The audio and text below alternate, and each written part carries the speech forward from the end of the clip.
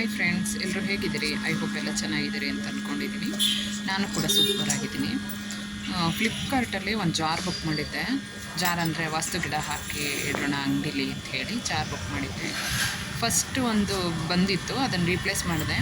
ನಾನು actually 2 jar ಇರೋವಂಥದ್ದನ್ನೇ ನೋಡಿ book ಮಾಡಿದ್ದೆ ನಾನು. ಬಟ್ ಅವರು ಫಸ್ಟು ಟೈಮು 1 ಜಾರ್ ಕೊಟ್ಟು ಕಳಿಸಿದ್ರು. ನಾನು ಅದನ್ನು ರಿಪ್ಲೇಸ್ ಮಾಡಿದೆ. ನೋಡಿ, ಮತ್ತೆ ಇವಾಗ ಬುಕ್ ಮಾಡಿದ್ದಕ್ಕೆ 2 ಜಾರ್ ಕೊಟ್ಟು ಕಳಿಸಿದೆ. ಮತ್ತೆ ಅದನ್ನು ರಿಪ್ಲೇಸ್ ಮಾಡ್ಕೊಂಡು 2 ಜಾರ್ ಕೊಟ್ಟು ಕಳಿಸಿದ್ದಾರೆ. ಯಾಕೆ ಈ ಥರ ಮಾಡ್ತಾರೆ?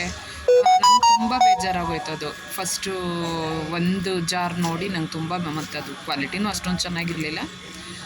ಸರಿ ಅಂತ ಮತ್ತೆ ರೀಪ್ಲೇಸ್ಮೆಂಟಿಗೆ ಹಾಕಿದ್ದಕ್ಕೆ ಮತ್ತೆ ಆ 2 ಜಾರ್ನ ನಮಗೆ ಮತ್ತೆ ವಾಪಸ್ ಕಳಿಸಿದ್ರು ನನಗೆ. ಅದು ಸೇಮ್ ಅಮೌಂಟು, ಇದು ಸೇಮ್ ಅಮೌಂಟು. ನಾನು ಬುಕ್ ಮಾಡಿದ್ದು ಆ್ಯಕ್ಚುಲಿ 2 ಜಾರಿಂದೆ ನಾನು ನೋಡಿ ಬುಕ್ ಮಾಡಿದ್ದು. ನನಗೆ ಅಂಗಡಿಗೆ ಮನೆಗೆ 2ಕ್ಕೂ ಬೇಕು ಅಂತ ಹೇಳಿ. ಗಾಜಿನ ಜಾರು ಬರುತ್ತಲ್ಲ ವಾಸ್ತು ಗಿಡದ್ದು, ಆ ಥರ. ಈ ನಡುವೆ ಯಾಕಪ್ಪ, ಮೊದಲು ಆನ್ಲೈನಲ್ಲಿ ಏನಾದರೂ ಬುಕ್ ಮಾಡಿದ್ರೆ ಒಂದು ಖುಷಿ ಆಗೋದು, ಚೆನ್ನಾಗಿರೋದು. ಈ ನಡುವೆ ಸ್ವಲ್ಪ ಕ್ವಾಲಿಟಿನೂ ಅಷ್ಟೊಂದು ಚೆನ್ನಾಗೂ ಬರ್ತಾ ಇಲ್ಲ.